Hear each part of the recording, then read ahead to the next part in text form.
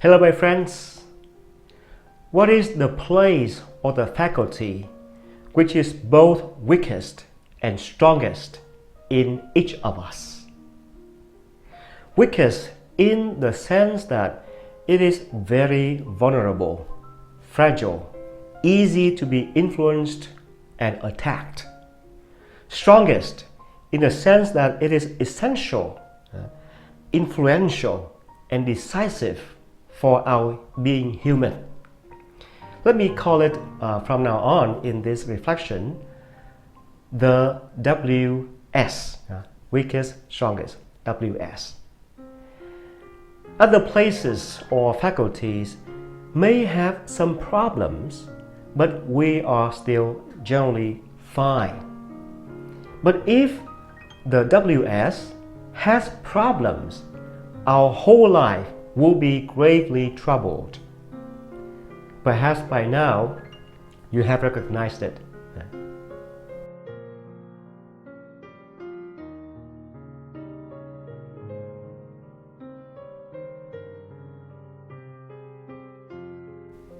I would like to divide this reflection into two parts. First, we will analyze the WS. Second, we will talk about how to protect it. First, I invite you to have some observations from real life. There are people physically handicapped, but very helpful and useful in building up our world, while there are other people physically perfect but contribute nothing to make the world better. There are people who are very sick but still happy and optimistic, while there are others who are healthy but unhappy. There are people who are very poor but their life is in harmony, while other people are very rich but constantly in conflicts. There are people who don't have much formal education but live beautifully, generously, meaningfully, while there are others with all kinds of degrees but very selfish, and so on. These people are different because their WS's are different. You see, the WS decides the quality of each person's life. My friends, the WS is our thinking. Our thinking. It's clear by now, huh? Our thinking is both fragile and powerful. Fragile because it is like a free wind which can turn in any direction at any time. Thinking. But powerful because it's a starting point for all actions. Our work, our action begins with our thinking. Our thinking decides our actions. Let's quickly take a few more examples for our own benefits. Some people think there is no need of being polite and respectful in their words after the wedding. Consequently, their marriages become problematic and broken. Why are there people who spend all their time and energy in making money while abandoning other very important areas of their families, such as common meal, common entertainment, common vacation, common prayer, common work? Because they think more money can bring happiness. Or why are there some people who don't litter? Simply because they think that the environment is their own living space. Or why some people engage in corruption and bribery?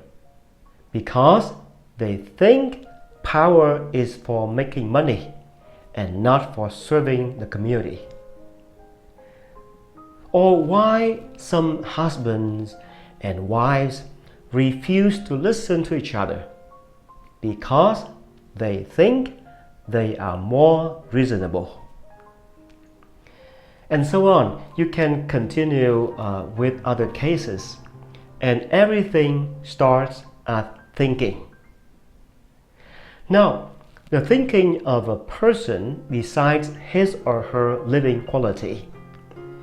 The thinking of a people or a nation decides the well-being and the stature of that people.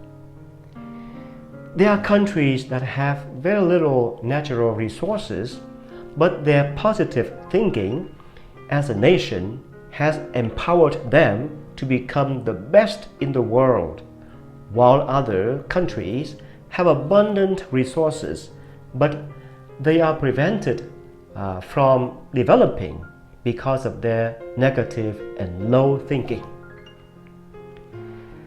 Our thinking is both powerful and fragile, so we need to keep it from being sick or poisoned in order to avoid damages.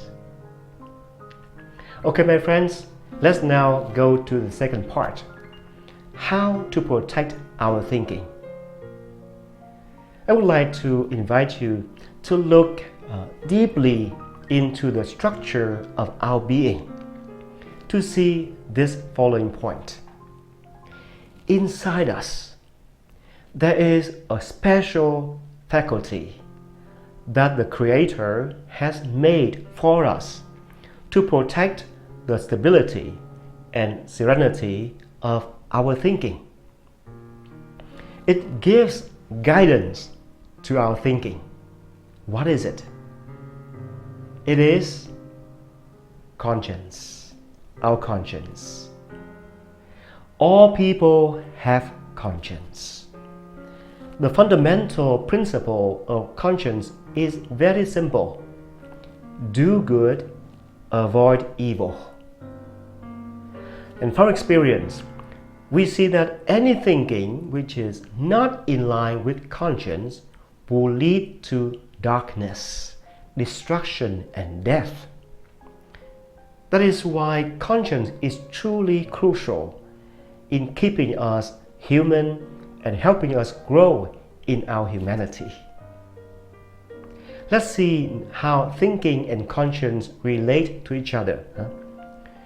There are so many examples in real life, but please let me offer the case of Vietnam and China today. These two societies are in deep crisis. There have been lots of news about fake things like fake rice, fake fruit, fake milk, fake medicine, fake degrees, and of course fake news. We are among countries that are suffering the highest rate of cancer and all kinds of strange diseases. Many people don't seem to hesitate to do evil things for their own personal gain. For example, using poisonous chemicals into making food and drink to sell to their own people in their own country, or polluting the environment for their convenience, knowing that their actions would cause tremendous damage to the community, or stealing money from public funds and causing dangers to their own fellow people, or harvesting human organs alive, etc. Very crucial, very brutal, evil. There are so many examples. The root of these gravest problems lies in the fact that many people don't think under the guidance, the direction of their conscience. they don't follow their conscience in thinking and acting and doing. That's the root cause. Well, you may wonder why these people don't think and act in line with their conscience and become evil like that. Not only that, you may also want to notice that their evil actions happen in a large scale throughout the society. Obviously, there is an atheistic ideology that has been designed and taught systematically to the people for the last few decades in Vietnam and China. The content of this ideology is very harmful and poisonous because it destroys conscience in reality. I'm talking about the reality of our real people. I'm not interested in presenting it as a theory for debates around a table, philosophically or even intellectually. No, I'm talking about concrete suffering people in our societies. Let me just take one point from this systematically imposed system, systematically imposed atheism. It is taught in a large scale, let's say in schools, universities, that everything is only matter or material. Nothing is sacred. There is nothing after death. Now, you see, if there were nothing after death, then why do I need to live kindly and nobly and beautifully according to my conscience? Why do I have to be good and avoid evil? For what? Right? For what? There's no point to love and sacrifice for others. Only stupid people would listen to conscience. Conscience would only be a big obstacle for living. We are not in wartime, as you know, but there has been an ongoing war fiercely waged against our conscience by this ideology. This kind of war is even more dangerous and deadly than any other kinds because it destroys the human person inside out. Now, figures and reports of economic growth are actually a distraction from the real problems. People focus on that, okay, and forget about the root problem. That is why not only poor people, but especially many rich and powerful people have tried to find ways to send their families abroad. The peoples don't feel safe anymore in their own homelands. If you are experienced, you will also realize that this atheistic system was actually created by the devil with purpose to mislead and destroy the human person. And of course, the most preferred place for the devil to attack is our most vulnerable faculty, that is, our thinking. Anyway, you see, this atheistic ideology destroys the value of conscience in people. Without following conscience, people easily become blind and evil. Again, I'm talking about what has been happening in real life of real people in these countries, and perhaps other parts of the world too. I am a witness of that. There are really deep crisis inside these peoples. You may wonder how to solve this crisis. Actually, my friends, I think it's not that complicated. A good solution is one that counteracts the root cause of problems. Since the main cause here is this conscience-destroying atheistic ideology, the main solution is to trash it and restore people back to their good conscience. Problems are caused by lack of conscience, then the solution is to promote the role of conscience. Only when people think in line with good conscience can they act humanly and find their true peace and happiness and build up a just society. For those of you who are still sane, clear in your mind, please don't even think about trying this blinding atheistic ideology.